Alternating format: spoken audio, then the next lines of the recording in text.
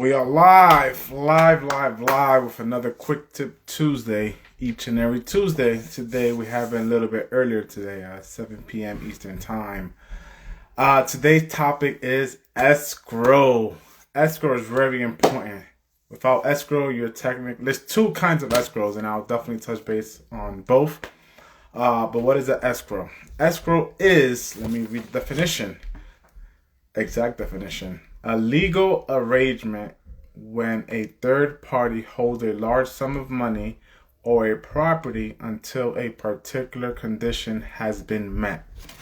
So escrow in real estate is basically when you put a deposit down and that deposit is on hold until that transaction is closed. So in real estate, there's something called earnest money. It can vary depending on the type of transaction, the type of loan you're getting. It can depend on the type of property, residential versus commercial. It can depend on if it's an investment. It can vary. So there isn't a specific fee for an earnest money. It can definitely vary. Mainly for residential, it would definitely be lower. It can start maybe $1,000, $5,000, $10,000. Some people may want the entire down payment. In this competitive market, the more earnest money, the more serious of a buyer you appear to the seller. So definitely keep that in mind. Terms of the contract definitely are key in this competitive market. So if a seller sees a higher earnest money or deposit, they know that you actually have money in the bank, you're able to qualify, and you have your finances in order. What is a good amount to have in an escrow? So I would definitely take some advice from either your realtor or expert in the field, your attorney, realtor mainly, so they can get a feel of the other side, the seller side, to see exactly what they feel comfortable with. 1,000, not in this day and age. It's probably not good. But if you know the person, it's an armless transaction. Maybe you know the person or something of that sort. You know you're gonna get a deal. 1,000 may work, but in this day and age, usually at least 10,000, 5,000. Some people may, if you're going FHA, you can put the 3.5% down. Typically, I wouldn't really recommend the entire down payment, but maybe half of it, 1/3 of it. That's a good start. So there isn't a one size fits all. So it just depends on the transaction. So definitely get advice from the person you're working with on each transaction. Some transactions you may need more, some transactions may need less. So definitely keep that in mind. So of course, if it's a commercial loan, a commercial transaction, typically it can be a higher deposit. So definitely keep that in mind. We aren't talking about 1,000, 5,000, 10,000. It could be, depending on the size of the deal, it could be 100,000. It could be 50,000. It could be 200,000. So it just depends on the transaction. The more skin in the game in the bigger deals, the better. The seller thinks you're serious. The seller thinks you actually have the finance and they're able to afford it. So just definitely keep that in mind if you was in their shoes. But always try to see somewhere in the middle, because it can be a gray area. There isn't a one size fits all, but of course the more is the better. But sometimes you don't want to put all your money up front. So you have to just weigh it out. So that's on the real estate side. So definitely keep in mind on the escrow, that's the earnest money you're putting down. You're going to basically use that for either the closing costs or the down payment on the loan, or reduce what you have to bring to closing. Make sure you have the proper contingencies just in case the deals go south. So if you're getting a mortgage on the loan, make sure you have the proper contingency on the appraisal. If it doesn't appraise, you can cancel the deal. Inspection contingency, make sure you have that part. where there's issues with the actual the inspection report goes bad. You find out the home needs a lot of work. You can either go back with the seller and try to come to an agreement, or you can cancel the deal. There's a mortgage commitment contingency. Make sure you're able to get a mortgage before.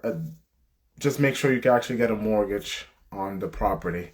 If you get denied for any reason, you can cancel the deal. So make sure you're protected. Make sure you speak with your attorneys. Make sure you're covered in all parts, just in case, because you never know. There's a lot of real estate transactions that go on a daily basis. So not each one will have a nightmare story, but there's a lot of them out there. So just be careful with that. So who can hold an escrow? That could be either the attorney, it can be the title company, but like I mentioned earlier, it would have to be a third party. So they will hold it until the end of the transaction, and that would be reduced of what you have to bring to the table. Another part of escrow is if for whatever reason at the closing table there's an issue. Let's say you have a tenant and you want to evict them. Maybe like a water heater broke or something. They can take some funds from the seller and put them to the side to cover those expenses and repairs. And then until those repairs are not complete, they will use those money from that escrow money.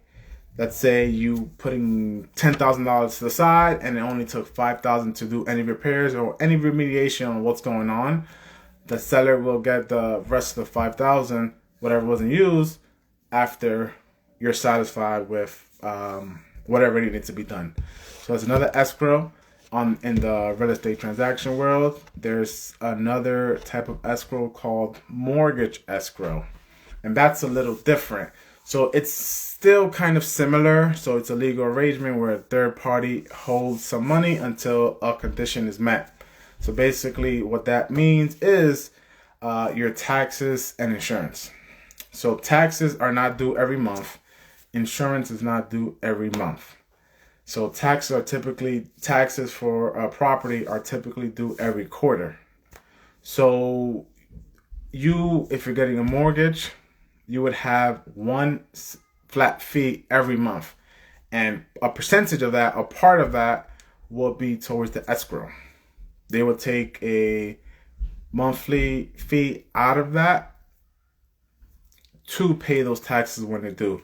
So if each quarter the taxes are, let's say, $3,000, there would be $1,000 of that mortgage payment set to the side, and then the bank will pay the taxes when they're due. That's one escrow.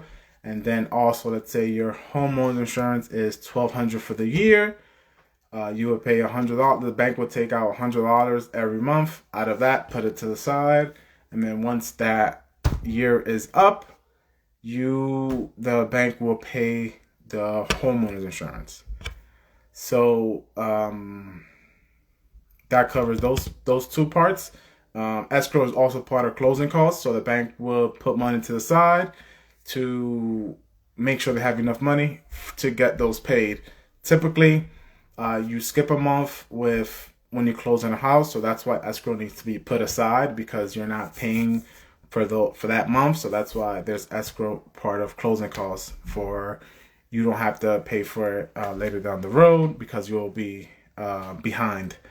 How long can my money be in escrow? So if you're in a real estate transaction, typically it will be there until the transaction is either you close in the house and you will use that money towards buying the house, or if you cancel the contract and you have enough contingencies to get that money back, then you will get that money back. And on the mortgage side, we talk about mortgage escrow. They typically will be there until everything needs to get paid. If you do have money left over, they do an audit, I believe, every year. If you're low on funds, your either mortgage payment can go up. Let's say your insurance or taxes go up, your escrow will go up. that means your overall payment will go up. So you would need a higher escrow payment so that your payments will go up, and then as well as if you have too much money in it, you would get a refund check at the end of the year. But typically with costs going up, usually your payments will go up. And also if you're doing a refinance, you would get the old escrow back from the old company, and there's closing costs with a refinance, so they will build a new escrow with that new loan. When I get my money back, when I close on the home.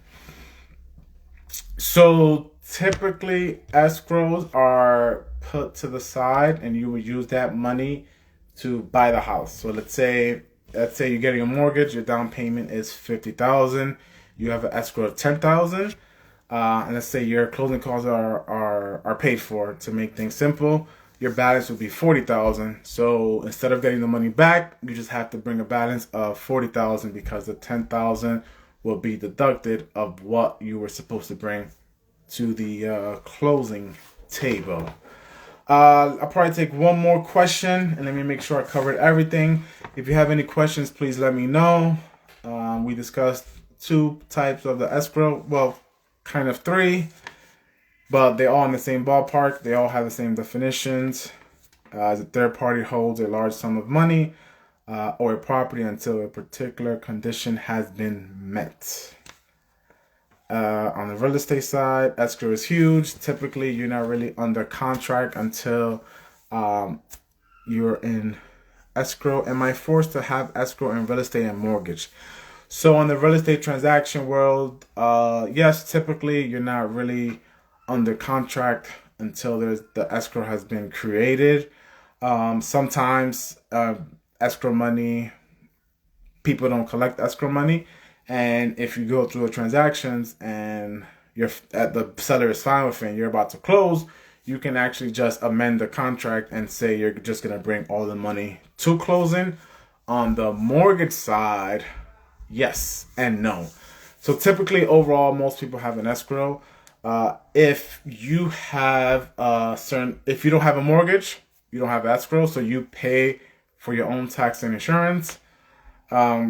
Please make aware of that. If not, you can have some liens on the property for unpaid taxes. And then if you have a certain amount of equity and you refinance, you can definitely say no to escrow and just pay it out of pocket yourself. That's up to you. But for the most part, it's good just to have that one payment and you don't have to worry about it. So with that being said, I'm going to wrap up this week Quick Tip Tuesday. Thank everyone for joining. Hope you have a great rest of your Tuesday.